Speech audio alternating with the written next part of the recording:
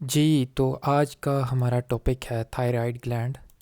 Thyroid gland के ऊपर हम लोगों ने एक वीडियो कर ली है जिसके अंदर मैंने डिटेल एनाटॉमी, सर्जिकल एनाटॉमी और हिस्टोलॉजी के हवाले से तमाम के तमाम पॉइंट्स क्लियर किए थे। आज हम आगे बढ़ेंगे और अपनी बाकी जो लेक्चर है उसको ख़त्म करेंगे। कोशिश तो मेरी यही थी कि एक वीडियो के अंदर सारा क्लियर हो जाए, लेकिन समझाने में और डाटा काफ़ी था, बहुत सारी चीज़ें और बताने वाली थी और मेरी कोशिश होती है आपको समझ आए मुकम्मल तौर पे। इसलिए वीडियो जो है उसकी जो है लेंथ बहुत ज़्यादा हो गई थी और हमें दूसरी वीडियो बनानी पड़ गई है। खैर, इस वीडियो के अंदर मैं सारे टॉपिक्स को क्लियर करूँगा जो हमारे रह गए हैं। एम्ब्रियोलॉजी, फिजियोलॉजी कि कैसे थायराइड हार्मोन बनता है, और उसके बाद हम थोड़ी बहुत इसके फार्माकोलॉजी को देखेंगे, हल्का फुल्का टच देंगे, और एट द एंड मैं आपको बताऊंगा कौन से डिसऑर्डर्स मेनली होते हैं जिनको हमने अगली वीडियोस के अंदर फर्दर देखना है। तो उनके सिर्फ नाम होंगे। तो स्टार्ट करते हैं जी। सबसे पहले जी, एम्ब्रियोलॉजी की बात करें। एम्ब्रियोलॉजी के अंदर हम लोगों ने देखना है कैसे थायराइड ग्लैंड बनता है। तो इसके लिए आप लोगों की थोड़ी बहुत बेसिक होनी चाहिए एम्ब्रियोलॉजी के हवाले से। जैसा कि आपको मालूम होना चाहिए कि हमारे पास एम्ब्रियो की डेवलपमेंट जब हो रही होती है तो 3 लेयर्स बनती हैं, एक्टोडर्म, मेसोडर्म और एंडोडर्म। यहाँ तक आपके कंसेप्ट क्लियर होने चाहिए। तो इन 3 लेयर से अगर आपके ये कंसेप्ट क्लियर नहीं है तो आप बस ये जानें कि 3 लेयर्स बन जाती हैं जब बेबी बन रहा होता है मदर के वॉम के अंदर, यूट्रस के अंदर। तो 3 लेयर्स बनती हैं उसके अंदर। उन 3 लेयर से ही तमाम के तमाम स्ट्रक्चर्स ने बनना होता है। किसी लेयर से बोन्स बन रही होती हैं, किसी लेयर से नर्वस सिस्टम, किसी लेयर से क्या बन रहा होता है, किसी लेयर से क्या बन रहा होता है। तो सबसे पहला सवाल जो सीधा सीधा ये पूछा जाता है कि फ़लाँ स्ट्रक्चर कौन सी लेयर से बन रहा है। तो आप लोगों ने याद रखना है कि जो थायराइड ग्लैंड है हमारा, वो कौन से स्ट्रक्चर से, कौन सी लेयर से ड्राइव होगा। वो हमारे पास ड्राइव होगा एंडोडर्म से। एंडोडर्म से, ओके। अब दूसरी बात हम लोगों ने देखना है फर्दर कि कैसे होता है, क्या होता है। पहले तो आप लोगों को ये क्लियर होना चाहिए कि कौन सी लेयर से हो रहा है। बाकी हम बातें करते हैं कि बेबी के कौन से हिस्से से हो रहा है, ओके। तो इसकी नॉर्मल लोकेशन क्या थी? नेक वाला रीजन था। तो नेक वाले रीजन पे ही कोई चेंजेस आएंगी जिनको हम अभी देखते हैं, और जिससे हमारे पास थायराइड बनाएंगे हम अभी एक बेबी के अंदर। तो पढ़ते हैं जी। The thyroid gland develop in the first trimester, मतलब कि पहले 3 महीनों के अंदर अंदर ही इसकी डेवलपमेंट हुई थी of pregnancy, from the fusion of median thyroid and leg with the 2 lateral thyroid and legs. तो ये इसको समझने के लिए आप लोगों के पास नॉर्मल एनाटॉमी आपको पता होनी चाहिए थायराइड ग्लैंड की क्या थी। थायराइड ग्लैंड कुछ इस तरह से था, बटरफ्लाई शेप था, 2 पर थे उसके, ऐसे 2, और दरमियान में इस्टमस का स्ट्रक्चर था और इधर एक पर था। इन परों को हम लोग क्या बोल रहे थे? लूप्स बोल रहे थे। ऐसे ही राइट और लेफ्ट लूप और दरमियान में इस्टमस। पिछली वीडियो के अंदर हमने बात की है। तो अब आप देखें कि इसके अंदर जो है वो स्ट्रक्चर कौन कौन से हैं। एक लूप ये हो गया, एक लूप ये हो गया, और दरमियान में हमारे पास ये हो गया इस्टमस का पोर्शन जो इसको कनेक्ट कर रहा है। बिल्कुल ये आपके जहन के अंदर हो तो आप इसकी एम्ब्रियोलॉजी को आसानी से समझ सकते हैं कि वो बोल रहा है कि फ्यूजन होती है मीडियन थायराइड एंड लेग की with the 2 lateral thyroid and leg. मतलब कि एक मीडियन थायराइड एंड लेग बनेगा बेबी के अंदर। वो हमारे पास किसके साथ फ्यूज़ होगा? 2 लेटरल थायराइड एंड लेग के साथ। तो ये लेटरल थायराइड एंड लेग को आप ऐसे तस्वर कर सकते हैं, ये 2 लेटरल थायराइड एंड लेग हैं और दरमियान में मीडियन थायराइड एंड लेग है। और ये कहाँ से निकल रहे हैं? They are derived from pharyngeal pouches. Pharyngeal pouches से निकल रहे हैं और बाद में आके ये फ्यूज़ हो जाते हैं। मैं अभी आपको इसकी डिटेल बताता हूँ। Both follicular cell and C cell arise from pharyngeal endoderm. तो इसके ऊपर हम लोगों ने बात कर ली है कि फोलिकुलर सेल्स जो उनसे होते हैं वो 2 किस्म के सेल थे हिस्टोलॉजिकली। एक फोलिकुलर सेल थे जिनको हम थायराइड फोलिकुलर सेल भी बोलते हैं या थायरोसाइड्स भी बोलते हैं, जो हमारे पास एक्चुअल में थायराइड हार्मोन बना रहे होते हैं। और दूसरे सी सेल थे जो कैल्सिटोनिन बना रहे थे। तो दोनों का हमारे पास एंडोडर्म से ही निकल रहे हैं, जैसा कि मैंने आपको पहले बता दिया। अब असल में जो मैकेनिज़्म होता है ना, वो थोड़ा सा मैं आपको बता देता हूँ। और फेरेंजियल पाउच क्या होता है इसके ऊपर भी हम बात करते हैं। होता ये है कि लेट्स सपोज हमारे पास एक एरिया है गले का बेबी के अंदर, जिसको वो बोल रहा है फेरेंजियल पाउचेस। ओके, अब वहाँ पे फेरेंजियल पाउचेस के अंदर होता क्या है कि यहाँ पे देखिएगा 2 एन लेग्स बन रहे हैं, एक मीडियन एन लेग बन रहा है, ठीक है, और 2 लेटरल एन लेग बन रहे हैं। अब नेक के रीजन के अंदर गर्दन का जो है तस्वुर करें आप, नेक को तस्वुर करें, नेक के ऊपर वाले हिस्से के अंदर यहाँ पे बेबी के मीडियन एंड लेग बनेगा, वो थोड़ा ऊपर बनेगा, और लेटरल एंड लेग बनेंगे नीचे, जहाँ पे थायराइड की एक्चुअल लोकेशन है। पिछली वीडियो देखिए, मैंने आपको बताया था कि थायराइड ग्लैंड बिल्कुल नीचे है, ओके, लोअर नेक रीजन के ऊपर है। तो ये जो मीडियन थायराइड ऊपर बना है, ये नीचे की तरफ मूव करेगा, किधर मूव करेगा, नीचे की तरफ, और जब ये अपनी एक्चुअल लोकेशन के ऊपर आ जाएगा तो ये सारे लूप आपस में फ्यूज़ हो जाएंगे और थायराइड बन जाएगा। इतनी बात समझ आ गई, ये बड़ा इंपॉर्टेंट कंसेप्ट है। अब देखते हैं फेरेंजियल पाउचेस क्या होते हैं, इनके बारे में थोड़ा सा देखते हैं इस इमेज के अंदर। देखें जी, ये बेबी है एक हमारे पास, और यहाँ पे अगर आप देखें इसका नेक रीजन देखें, ये आई है उसकी खूबसूरत सी आपको नज़र आ रही, तो ये यहाँ पे करके ये नेक वाला रीजन है ये सारा का सारा। और यहाँ पे देखें नेक रीजन के अंदर ये आपको थोड़े थोड़े बम्प्स से नज़र आ रहे हैं। इन बम्प्स को क्या बोलते हैं? Pharyngeal arches. क्या बोलते हैं? Pharyngeal arches. फेरेंजियल आर्चेस होती हैं ये, इनके नाम होते हैं फेरेंजियल आर्च नंबर 1 2 3, ऐसे हम लोगों ने दिया होता है 1 2 3। अब फेरेंजियल आर्च को जब हम देखते हैं, ये फेरेंजियल पाउच नहीं है। फेरेंजियल पाउच क्या होता है मैं आपको भी बताता हूँ। फेरेंजियल आर्च है, ये पूरा स्ट्रक्चर क्या है? Pharyngeal arch. और आगे हमने नाम दिए हैं फेरेंजियल आर्च नंबर 1 2 3 4 और 6, 5 नहीं होती, ऐसे हम लोगों ने इनको नाम दिए हुए। अब मैं क्या करने लगा हूँ, मैं ऐसे बेबी को कट करूँगा इस सेक्शन से और ऊपर से नीचे की तरफ दिखाऊँगा जहाँ पे तीर भी लगे हुए हैं। समझ आ रही है? नहीं आ रही तो ये वाली इमेज देखें। इस इमेज के अंदर देखें तो यहाँ पे देखें आप, ये है फेरेंजियल आर्चेस। यहाँ से देखें 1 2 3 4, ये इस तरह फेरेंजियल आर्चेस बने हुए हैं, और मैंने ऊपर वाला हिस्सा कट किया और मैं यहाँ से ऊपर से नीचे की तरफ आपको दिखाऊंगा तो मुझे कुछ इस तरह का स्ट्रक्चर नज़र आएगा। अब आपको समझ आ रही है? ओरिएंटेशन करना बड़ा मुश्किल होता है एम्ब्रियोलॉजी के अंदर, ओरिएंटेशन हो जाए चीज़ें क्लियर हो जाती हैं। यहाँ पे देखिए, अब चीज़ वही है लेकिन मैंने इसको कट के आपको ऊपर से दिखा रहा हूँ। तो फेरेंजियल आर्च 1 2 3 4 6, ये सारी की सारी यहाँ पे लिखी हुई हैं। ये 1 है, 2 है, 3 है, और ये इस तरह। अब यहाँ पे कंसेप्ट है, फेरेंजियल पाउच क्या होती है और फेरेंजियल ग्रूव क्या होता है। देखिए, अब इस आर्च को मैंने काटा हुआ, जब मैं इसको अंदर से देखूँगा, मिसाल के तौर पे ये फेरेंजियल आर्च 1 है, ये फेरेंजियल आर्च नंबर 2 है। अब ये जो चीज़ है ना, ये उभरी हुई चीज़, इसको बोलते हैं फेरेंजियल आर्च। लेकिन ये जो नीचे की तरफ जा रहा है ग्रूव, ये है फेरेंजियल ग्रूव, जो कि नीचे की तरफ जा रहा है। लेकिन इसी चीज़ को जब मैं अंदर की तरफ देखूंगा, अंदर से देखूंगा, तो ये चीज़ क्या कहलाएगी? Pharyngeal pouch. क्या कहलाएगी? Pharyngeal pouch. बाहर इसको क्या बोलना है? Pharyngeal groove. अंदर वाली साइड से इसको क्या बोलना है? Pharyngeal pouch. तो इसके भी हम लोगों ने इमेज आप लोगों के लिए रखी हुई है। फेरेंजियल ग्रूव देखें, ये बाहर से देखें तो फेरेंजियल ग्रूव है, अंदर से देखें तो फेरेंजियल पाउच है। तो जो मैंने लफ्ज़ वहाँ पे यूज़ किया है वो फेरेंजियल पाउच यूज़ किया है। तो फेरेंजियल पाउच हमारे पास वहाँ से थायराइड ग्लैंड की जो है वो निकलता है।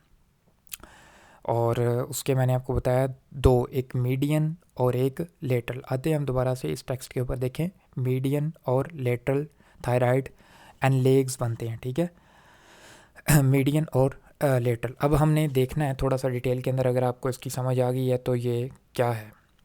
आगे बढ़ते हैं, थोड़ा सा डिटेल को देखते हैं।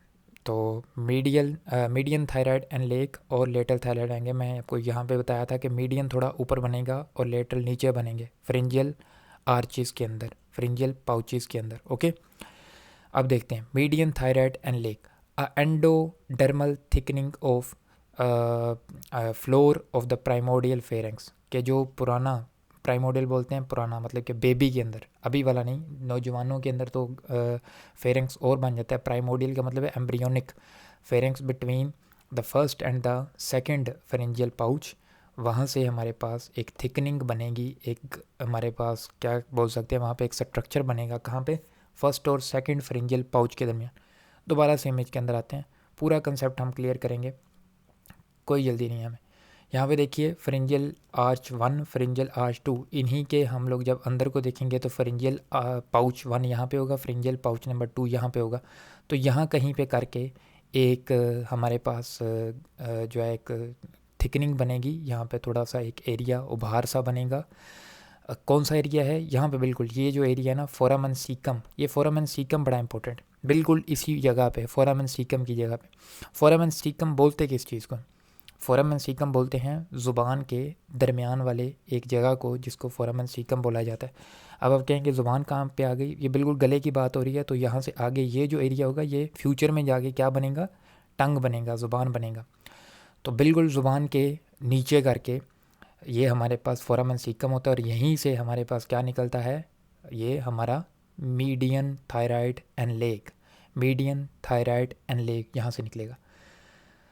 This thickening become the thyroid diverticulum, ये थिकनिंग थायराइड डायवर्टिकुलम बन जाती है। डायवर्टिकुलम क्या होता है, वहाँ से बाहर निकलेगी, ओके, बाहर की तरफ निकलेगी। अभी एक और इमेज के अंदर दिखाता हूँ, ये देखिए, ये देखिए यहाँ पे था फोरामन सीकम, ये बिल्कुल फोरामन सीकम है, और आगे है ये ज़ुबान, टंग लिखा हुआ है ना, बिल्कुल ज़ुबान आगे है, और यहाँ से निकल रहा है थायराइड जो हमारे पास डायवर्टिकुलम, ये डायवर्टिकुलम है, और नीचे की तरफ मूव कर रहा है। नीचे की तरफ क्यों मूव कर रहा है, क्योंकि मैंने कहा था इसने जाके किसके साथ कनेक्ट होना है, लेटरल थायराइड एंड लेग्स के साथ। और लेटरल थायराइड एंड लेग्स कौन से होते हैं, वो उसी जगह पे होते हैं जहाँ पे थायराइड होता है। थायराइड असल में कहाँ पे होता है, ट्रेकिया के सामने, ये रहा दोस्तों trachea.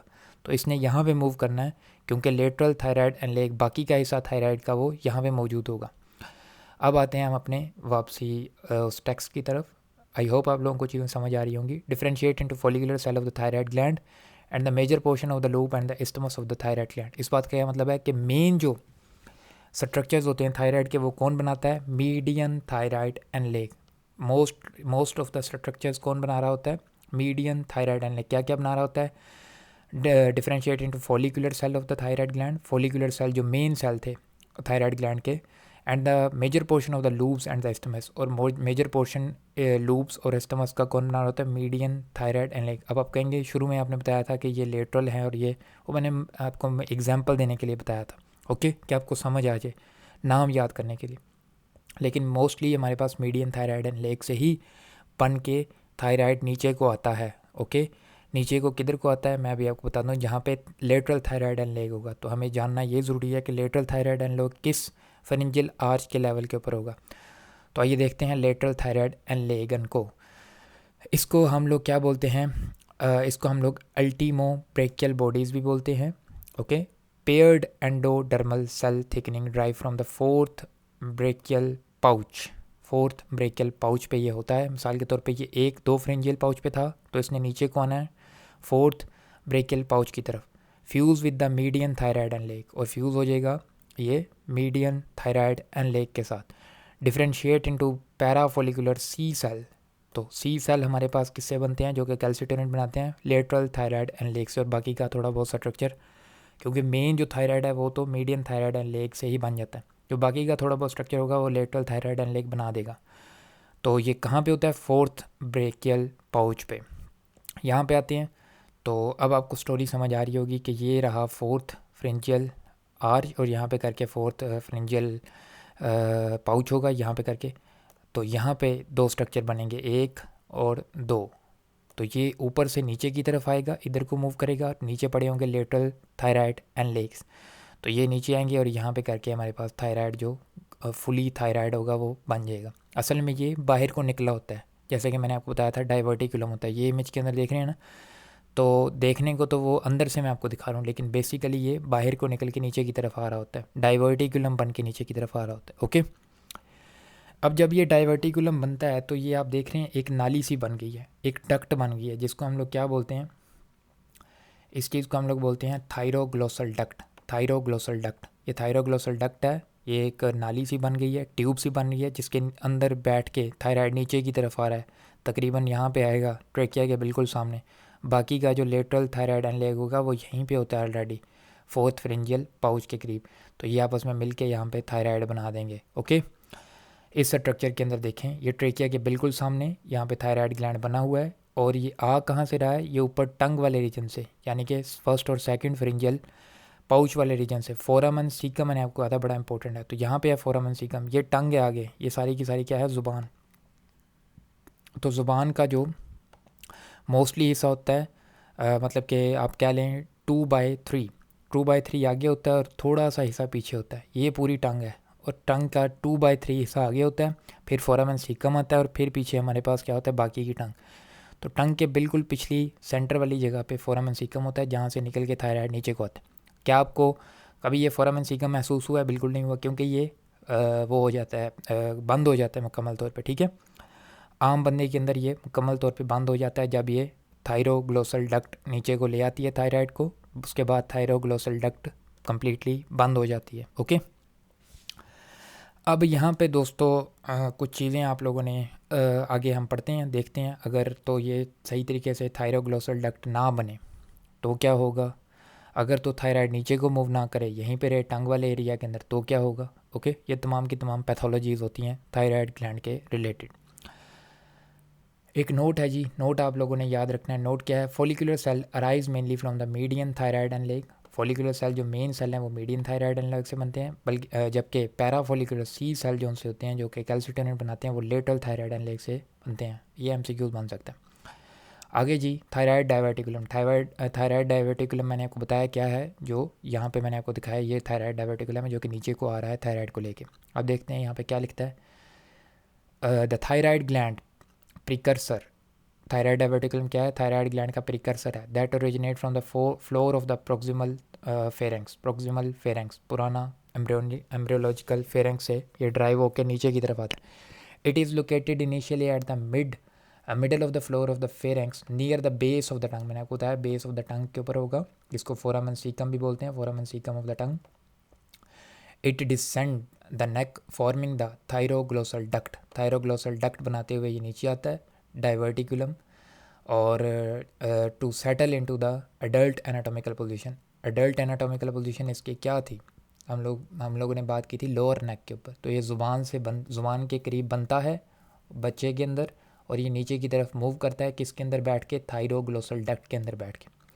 The thyroglossal duct usually ओब्लिटरेट, मतलब कि ख़त्म हो जाती है after thyroid gland has descended.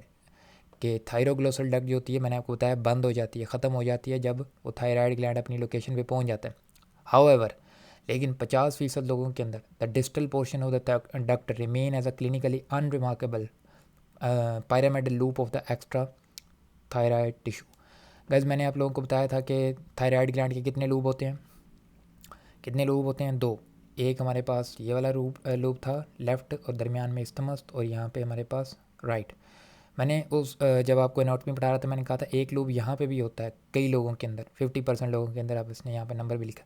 तो एक पायरामिडल लूप क्यों बन रहा है, ये असल में इसलिए बन जाता है कि जो हमारे पास ऊपर से थायराइड नीचे की तरफ आ रहा होता है, तो अगर तो कुछ हिस्सा उसका सही तरीके से थायराइड डक्ट को चाहिए तो ये कि यहाँ तक रिमूव हो जाए, लेकिन वो नहीं होती, थोड़ा सा ऊपर चूंच सी बाकी रह जाती है थायरोग्लोसल डक्ट की। अगर वो रह जाती है और और वो हमारे पास ग्लैंड ही बनाती है, मतलब कि वो फंक्शनल होती है, कोई प्रॉब्लम नहीं होती, तो ये हमारे पास क्या बन जाता है, पायरामिडल लूप, एक एक्स्ट्रा लूप बन जाता है थायराइड ग्लैंड के ऊपर।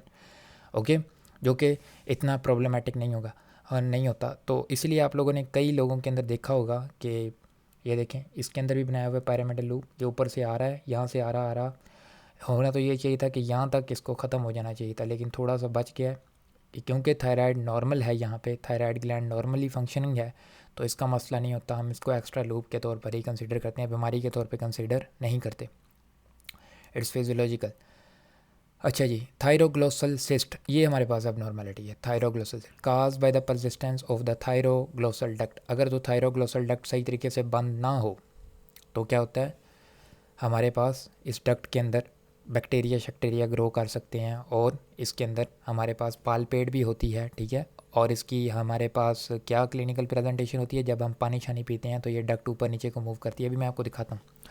और क्या हो सकता है, लिंगुअल थायराइड। लिंगुअल थायराइड क्या होगा, cause by the failure of descent of the thyroid gland to its normal position during embryogenesis. मैंने आपको बताया थायराइड ग्लैंड ज़ुबान में बनता है, ज़ुबान के पीछे वाली साइड पे, फोरामेन सीकम वाली साइड पे बनता है, और नीचे को आता है। अगर वो ना आए तो ज़ुबान के नीचे ही हमारे पास थायराइड ग्लैंड रहेगा, जिसको हम बोलते हैं लिंगुअल थायराइड। लिंगुअल बोलते हैं ज़ुबान को। लिंगुअल थायराइड क्या होगा, वो डिसेंड नहीं किया, वो उधर ही है, ये भी प्रॉब्लम है, तो इसको हम लोग निकालते हैं। The foramen cecum of the tongue remains. Foramen caecum वो बोल रहा है कि ज़ुबान का जो है वो रहता है, ठीक है। इसको हम देख भी सकते हैं पीछे करके। खैर मैंने तो अभी तक इसको ऑब्ज़र्व नहीं किया, आप लोग देखें तो देख सकते हैं। यहाँ पे हमारे पास एक और इमेज खूबसूरत सी दिखाई गई है। इसके अंदर यहाँ पे देखें ये टंग है, तो टंग का ये जो एरिया है ये एंटीरियर एरिया है और पोस्टीरियरली ये एरिया है टंग का, और यहाँ पे करके फोरामन सीका मौजूद है जहाँ से नीचे की तरफ किसने जाना है, थायराइड ग्लैंड है। यहाँ से कट करके दिखाया हुआ है, ये आपका खूबसूरत सा किसी का दांत है और यहाँ पे ये टंग पड़ी हुई है और ये भी टंग का एरिया है, लेकिन यहाँ पे करके फोरामन सीकम है। यहाँ से नीचे की तरफ जाएगा थायराइड ग्लैंड, जाता जाता ये अपनी एनाटॉमिकल लोकेशन के ऊपर आएगा। ओके, ये हमारे पास नॉर्मली होता है। इसके रास्ते में कौन कौन सी चीज़ आ रही है, यहाँ पे दिखाया हुआ है path to the thyroid gland descend. यहाँ पे सबसे पहले अगर तो यहाँ पे ही रह जाता है तो इसको हम लोग क्या बोलते हैं, लिंगुअल थायराइड। देखें यहाँ पे ही अगर रहा तो मैंने बताया एक अब नॉर्मेलिटी बनेगी जिसको लिंगुअल थायराइड बोलते हैं। फिर नीचे आता है, अगर यहाँ पे परसिस्ट करे तो इसको बोलते हैं सुप्रा हायोइड थायरोग्लोसल सिस्ट। ओके, अगर यहाँ पे आ जाए तो इसको बोलते हैं थायरोग्लोसल डक्ट सिस्ट और एक्टोपिक थायराइड। ओके, अगर यहाँ पे थायराइड आ जाए, आगे ना जाए, और अगर यहाँ पे हमारे पास थोड़ा सा मौजूद हो तो इसको हम पायरामाइडल लूप बोलते हैं, जो कि एक नॉर्मल कंडीशन होती है। अगर नीचे चला जाए तो इसको बोलते हैं मीडिया स्टाइनल थायराइड। तो ये डिफरेंट नाम है लोकेशन के हिसाब से। अगर टंग के ऊपर हो लिंगुअल थायराइड, अगर यहाँ पे हो ये हायोइड बोन है, हायोइड बोन के पास हो तो इसको बोलते हैं सुप्रा हायोइड, यानी कि हायोइड के बिल्कुल ऊपर थायरोग्लोसल सिस्ट। अगर यहाँ पे हो, ये क्या है, ये सारी की सारी हमारे पास लेरिंक्स का पोर्शन है। ओके, थायराइड कार्टिलेज है, तो यहाँ पे हो तो इसको क्या बोलते हैं थायरोग्लोसल डक्ट सिस्ट और एक्टोपिक थायराइड। यहाँ पे हो तो ये नॉर्मल होता है, फिजियोलॉजिकल होता है, थोड़ा सा एक उभार सा बन जाता है जिसको पायरामाइडल लूप बोलते हैं। अगर नीचे चला जाए तो इसको मीडिया स्टाइनल थायराइड बोलते हैं। तो ये तमाम की तमाम हमारे पास चीज़ें डिस्कस हो गई। यहाँ पे देखें, ये आपको एक फ़ीमेल पेशेंट नज़र आ रहा है, यहाँ पे आपको एक उभार सा नज़र आ रहा है। ये क्या है, ये बिल्कुल आपने कहाँ पे मौजूद है, ये तकरीबन इस जगह पे मौजूद है। तो ये क्या है, थायरोग्लोसल सिस्ट या एक्टोपिक थायराइड। ओके, यहाँ पे मौजूद है। और इस इमेज के अंदर अगर आप लोग देखें, इस इमेज के अंदर भी आपको क्या दिखाई दे रहा है, ये यहाँ पे मौजूद है, यहाँ पे करके, सही है। तो अगर आप लोग इसको क्रॉस सेक्शनली देखना चाहें तो आपको कुछ ऐसा नज़र आएगा, और यहाँ पे आपको ये क्लियरली नज़र आ रहा है एक्टोपिक थायराइड। एक और तरीका भी होता है इसको चेक करने का, न्यूक्लियर इमेजिंग, जिसके अंदर हम जो रेडियो एक्टिव मटीरियल होता है उसका इस्तेमाल करते हैं, आयोडीन का, रेडियो एक्टिव आयोडीन का। तो जब हम वो आयोडीन पेशेंट को देते हैं, थायराइड जो सेल होते हैं वो फंक्शनिंग कर रहे होते हैं, हम लोगों ने देखना होता है कि कहाँ पे ये आयोडीन जा रही है। ओके, वो रेडियो एक्टिव आयोडीन कहाँ पे जा रही है उसको हम चेक कर लेते हैं, या हम लोग इसके लिए कुछ और केमिकल्स भी यूज़ करते हैं। उनको हम लोग जब डिटेक्ट करते हैं वो उस एरिया के अंदर पहुंच जाते हैं जहाँ पे हीट ज़्यादा होती है, हीट ज़्यादा होती है। तो यहाँ पे देखें, यहाँ पे बहुत ज़्यादा फंक्शनिंग सेल होंगे जो कि फॉलिकुलर सेल वर्क कर रहे होंगे। तो यहाँ पे देखें, ये यहाँ पे कलेक्ट होने लग गया वो रेडियो एक्टिव मटीरियल, तो इससे हम डिटेक्ट कर लेते हैं। नॉर्मली आप देखें यहाँ पे होना चाहिए, ये थायराइड है नॉर्मली, लेकिन आप देखें यहाँ पे ये परसिस्ट कर रहा है, ऊपर की तरफ जा रहा है, ये अब नॉर्मेलिटी है। यहाँ पे हमारे पास थायरोग्लोसल डक्ट है, सिस्ट है। ओके, आगे है जी ड्यूरिंग एम्ब्रियोलॉजिकल थायराइड माइग्रेशन।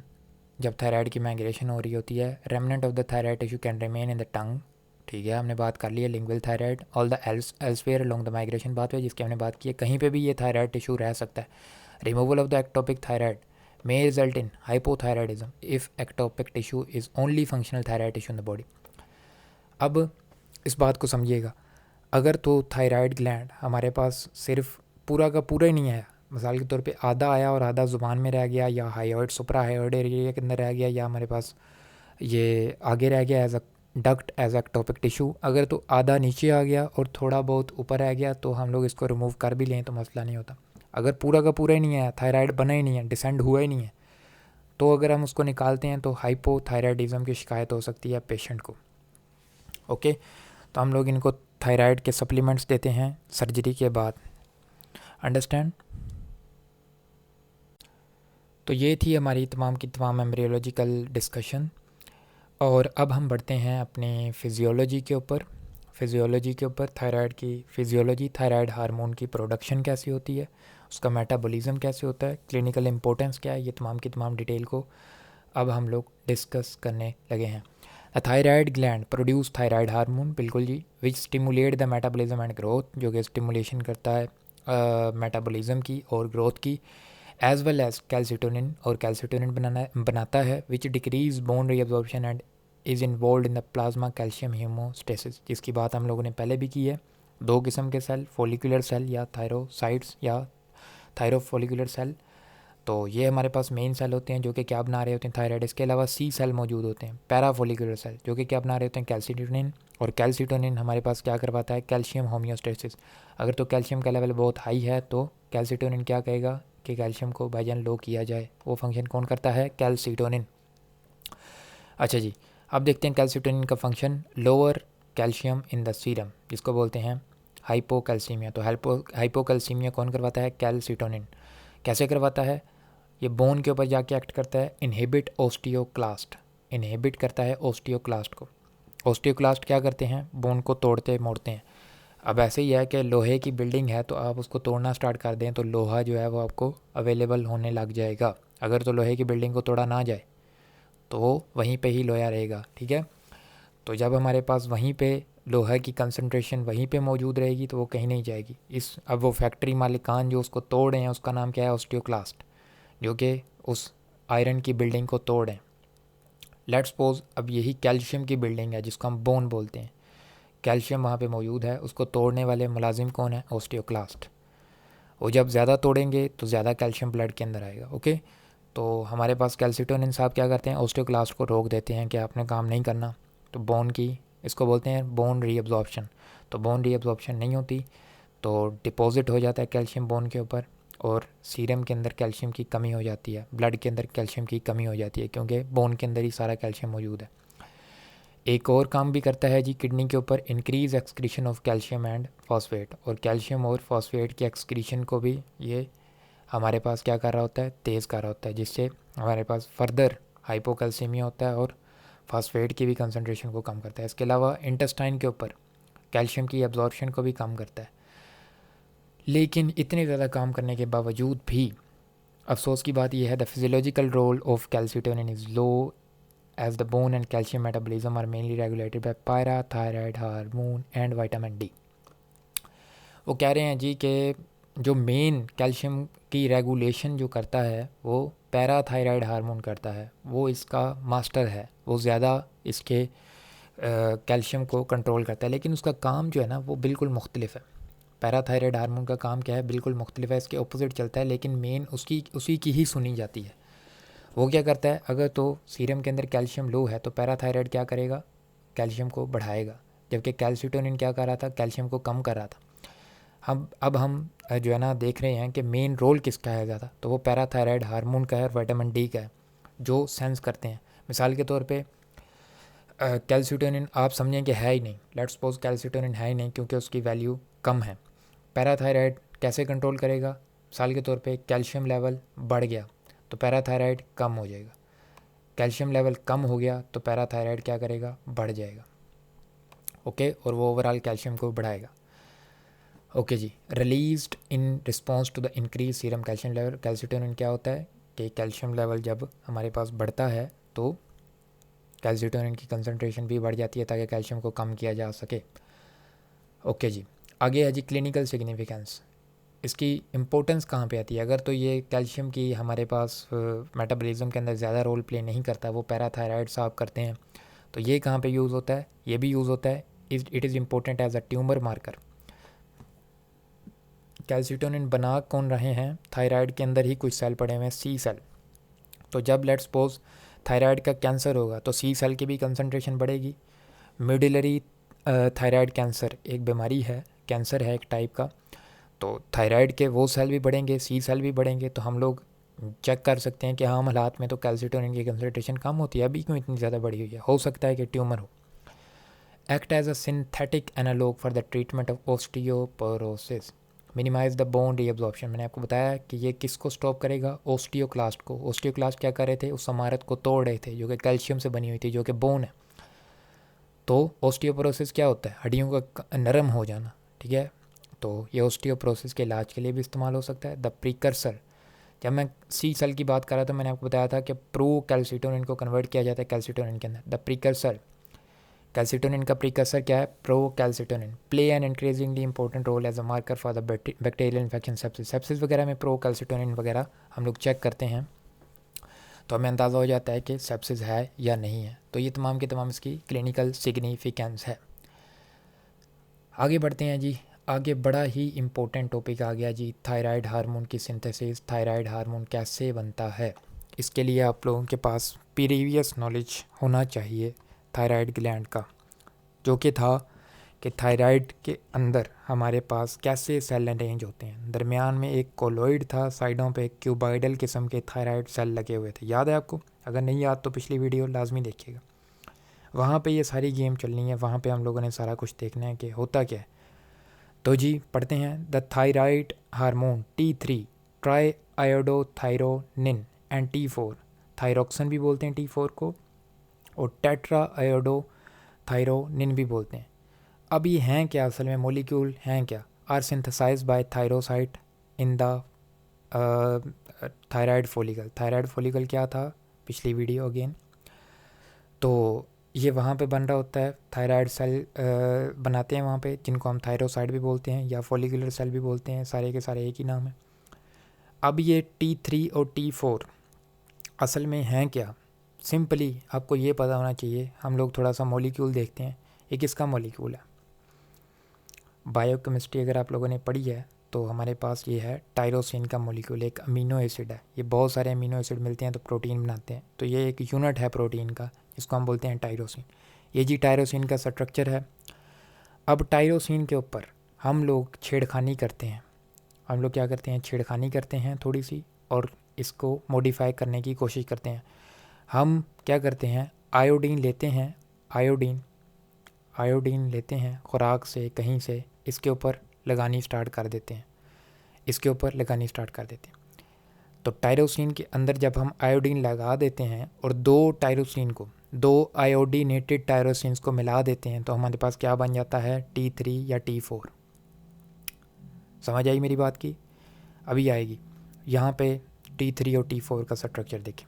ये है जी T3 और T4, यहाँ पे T3, यहाँ पे T4। अब ये जो रिंग है, ये एक रिंग, एक मिनट मैं ज़रा इसको चेंज करता हूँ।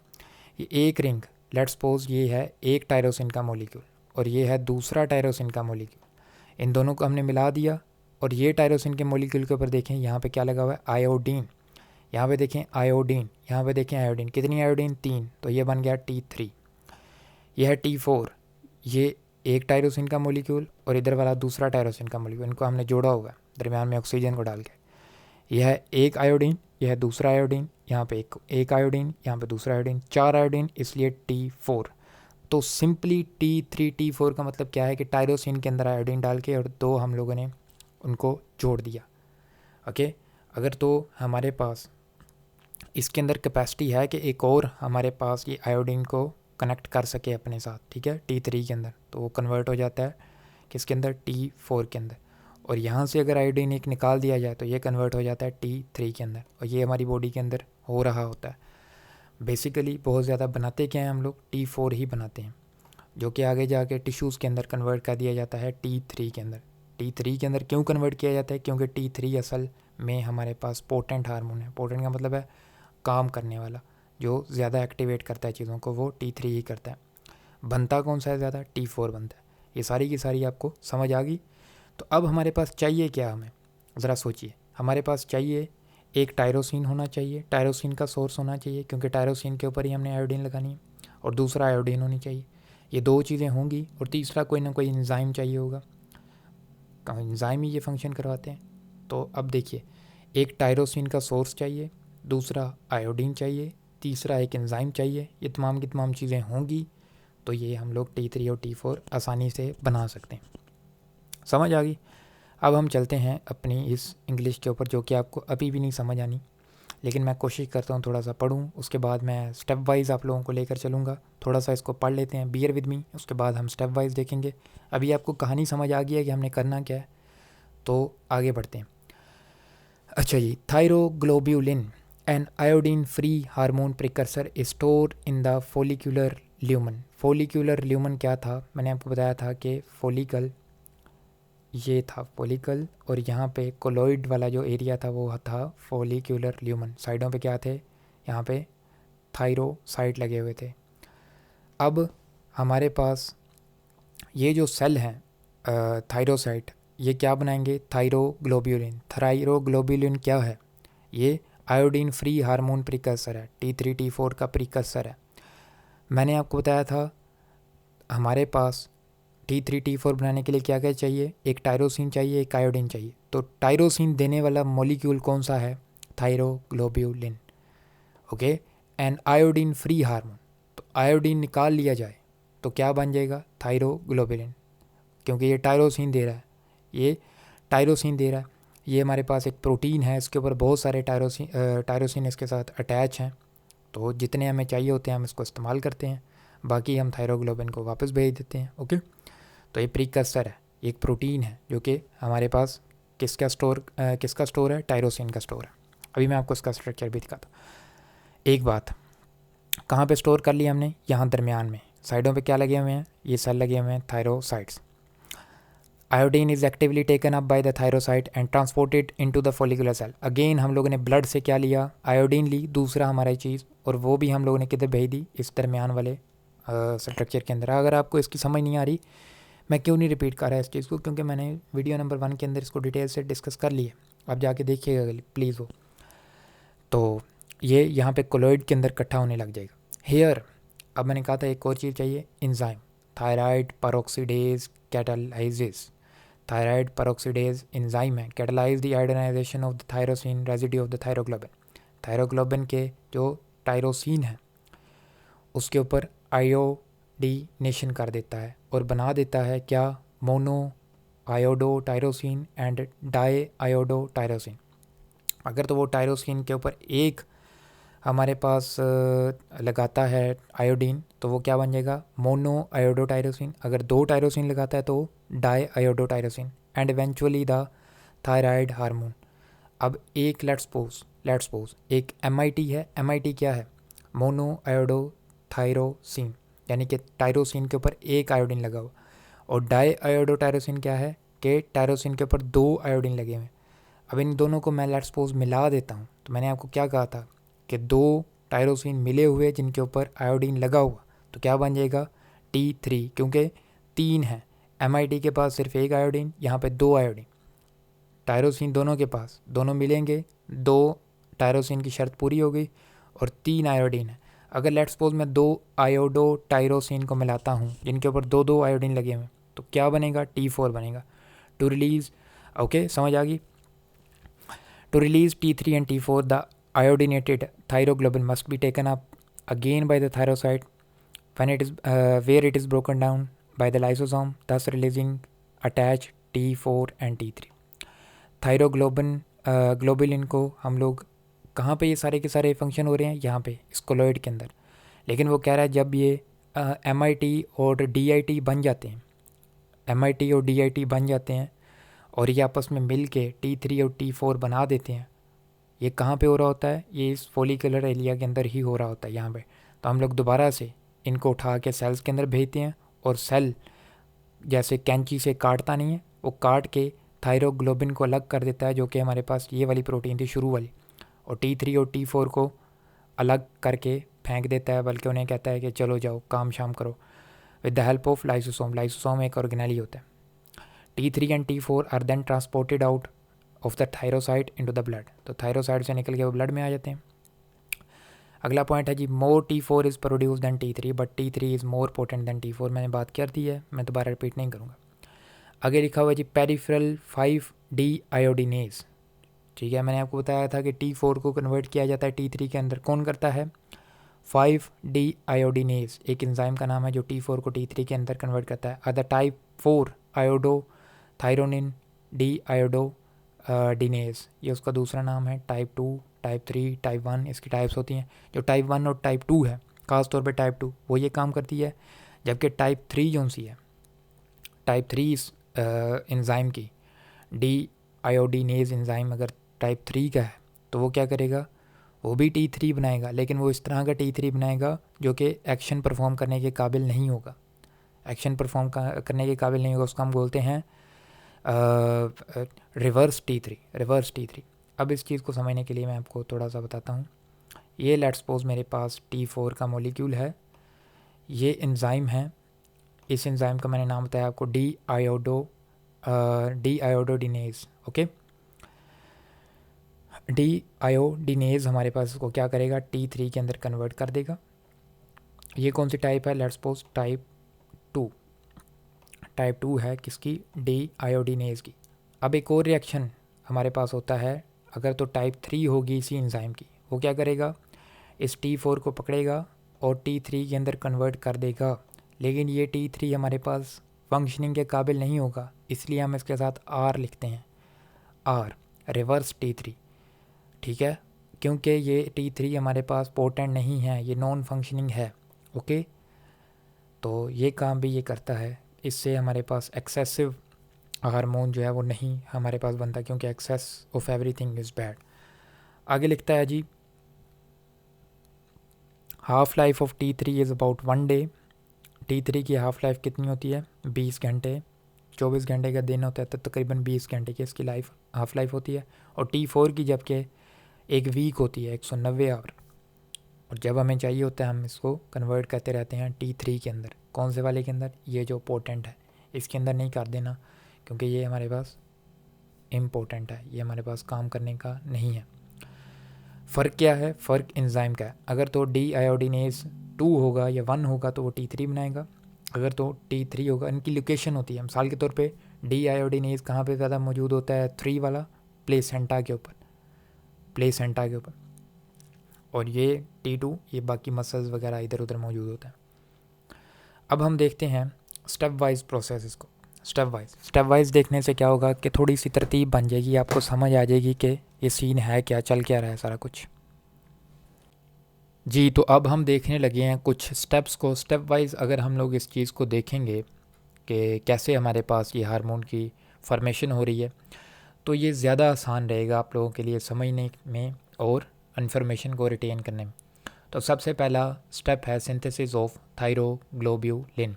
थायरोग्लोब्यूलिन क्या था, मैंने आपको बताया था, टायरोसिन देने वाला एक मॉलिक्यूल। ओके, अब ये कैसे बनाया जाता है, thyroglobulin is produce in the rough endoplasmic reticulum of the follicular cell वही हैं जिनकी हम लोगों ने बात की है, थायरोसाइड्स, जो कि मेन सेल हैं T3 और T4 को बनाने वाले।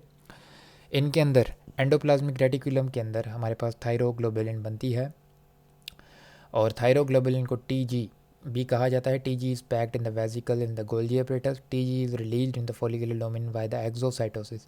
एक्सोसाइटोसिस के ज़रिए हम इसको रिलीज़ कर देते हैं, कहाँ पे, फॉलिकुलर ल्यूमेन के अंदर, जो मैंने आपको पहले बात बताई है।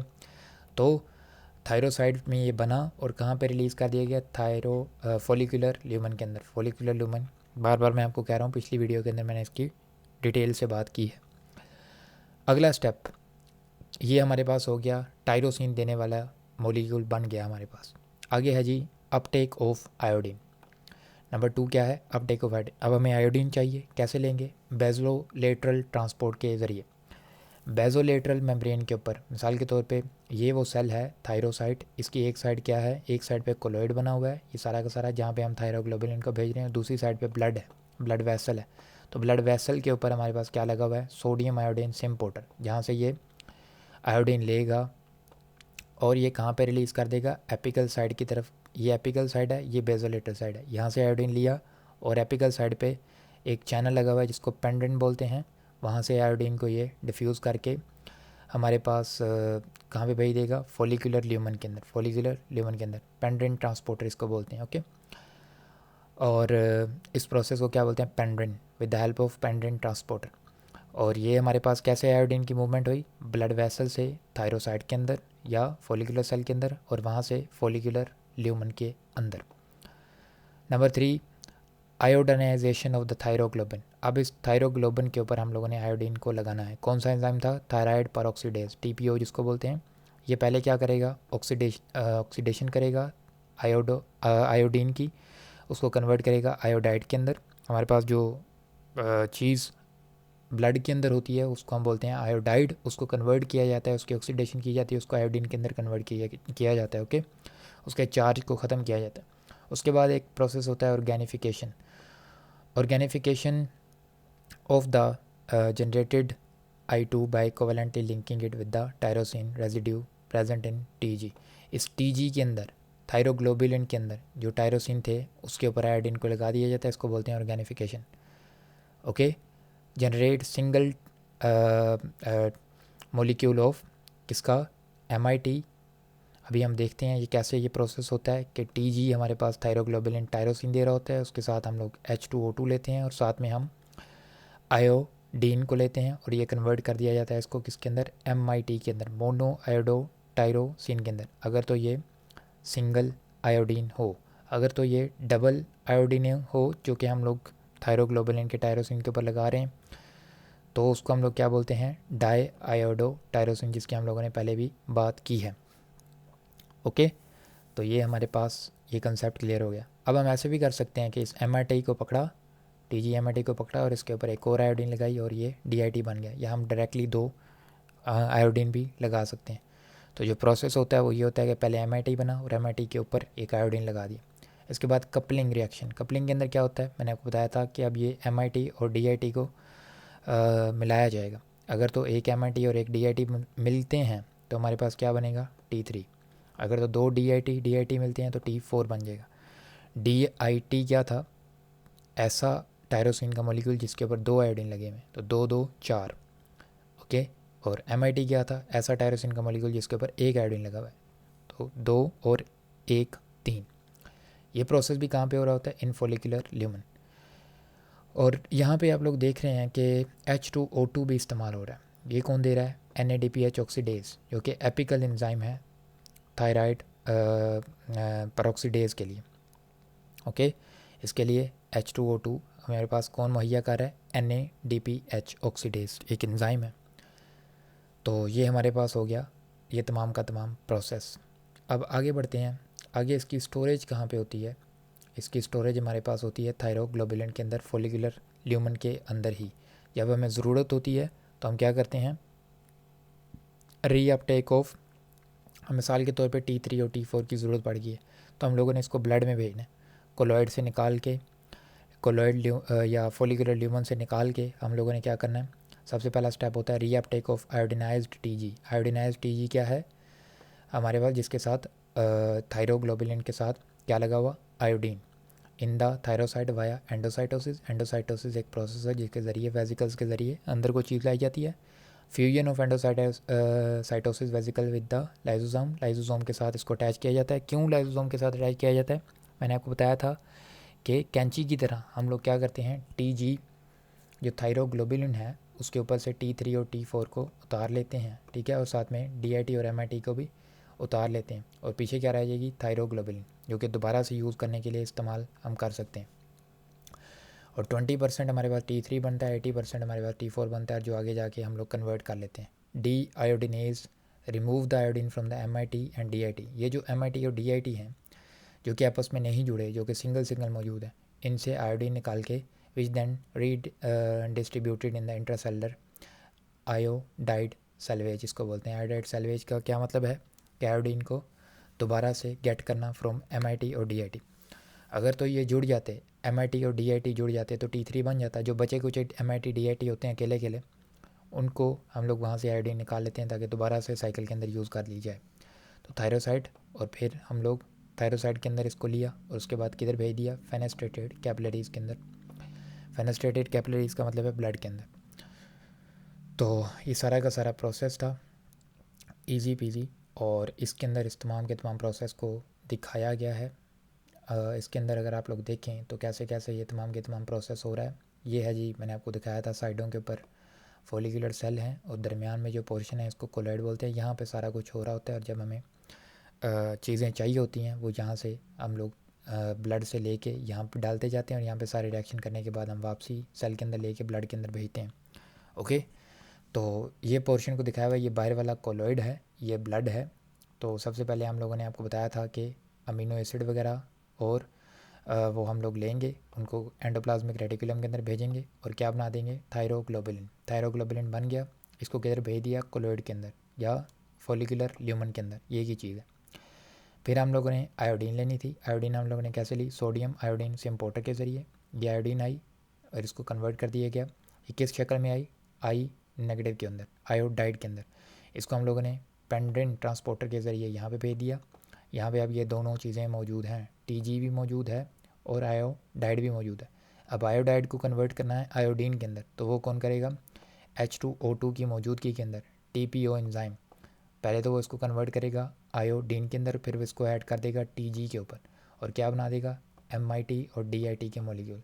डिपेंड करता है कि कितने आयोडीन उसने ऐड किए। अब MIT और DIT अगर मिलते हैं तो T3 बनता है, अगर दो DIT मिल जाते हैं तो क्या बनेगा? T4। अब हमें चाहिए T3 T4, ब्लड से सिग्नल आया with the help of TSH कि T3 T4 को भेजा जाए, तो ये यहाँ पे जाके एक्ट करेगा और ये कहेगा कि इसको एंडोसाइटोस किया जाए, इस सेल के अंदर वापस लाया जाए T3 T4 को। ये सेल के अंदर आ गया, साथ में इसके हम लोगों ने लाइजोजाइम लगाए। जब लाइजोजाइम इसके अंदर इस वेजिकल के साथ अटैच किए, लाइजोजाइम के अंदर एंजाइम है, प्रोटियोलिटिक एंजाइम, जिनको हम जिससे हम क्या करेंगे? इस मॉलिक्यूल को तोड़ेंगे, यहाँ से इनको भी तोड़ देंगे और यहाँ से T3 T4 को भी तोड़ देंगे और T3 T4 को तोड़ के हम लोग बाहर ट्रांसपोर्ट कर देंगे। 20% T3 होता है और 80% T4 होता है। अब जो MIT और DIT के मॉलिक्यूल जो सही तरीके से मिले नहीं हैं आपस में, अगर तो ये मिल जाते हैं तो बाहर चले जाते, ये जो एक्स्ट्रा हैं इनको डी आयोडीनेज एंजाइम क्या करेगा? इनमें से आयोडीन निकालेगा और दोबारा से इस्तेमाल के लिए भेज देगा। अंडरस्टैंड? बिल्कुल क्लियर। एक और चार्ट को देखते हैं। इस चार्ट के अंदर अगर आप लोग देखें, ये ब्लड है, ये थायराइड फॉलिकुलर सेल है या फॉलिकुलर सेल है, और ये कोलोइड है या फॉलिकुलर ल्यूमन है। यहाँ पे देखें T3 T4 बना हुआ है, ये टायरोसिन के मॉलिक्यूल हैं, आपस में दो टायरोसिन के जो मॉलिक्यूल जुड़े हुए हैं और उनके ऊपर आयोडीन लगा हुआ है, जैसा कि मैंने आपको बताया था। होता ये है कि यहाँ पे जो चीज़ मैं आपको दिखाने लगा हूँ, थायरोग्लोबुलिन दिखाने लगा हूँ। थायरोग्लोबुलिन क्या था? इसके ऊपर ये एक प्रोटीन थी, प्रोटीन के ऊपर हमारे पास क्या लगे हुए हैं? टायरोसिन बहुत सारे लगे हुए हैं, जिनको टायरोसिल रेजिड्यू यहाँ पे लिखा हुआ है, बहुत सारे लगे हुए हैं। अब इनको हम लोगों ने क्या करना है? इनके ऊपर आयोडीन लगानी है, आयोडीनेशन करनी है। ओके, आयोडीनेशन की यहाँ पे कोलोइड के अंदर MIT और DIT बनाया, MIT और DIT मिलेंगे या DIT मिलेंगे तो T3 T4 बनेगा, और कुछ हमारे पास ये एक्स्ट्रा MIT और DIT मौजूद हैं एक्स्ट्रा। तो ये जब वापस हम लोग सेल के अंदर लेंगे तो इनको तोड़ा जाएगा, क्लीव किया जाएगा, T3 T4 अलग किए जाएंगे। ये आप देख रहे हैं T3 और ये है T4, इसको अलग किया जाएगा। और जो ये DIT का मॉलिक्यूल है, ये MIT का मॉलिक्यूल है, इनको वापस लिया जाएगा और डी आयोडीनेज एंजाइम के ज़रिए इनमें से आयोडीन निकाल के दोबारा से यूज़ कर ली जाएगी। अंडरस्टैंड? क्लियर? बिल्कुल इजी पीजी टॉपिक है, आसान। सब कुछ हम लोगों ने क्रिस्टल क्लियर कर लिया।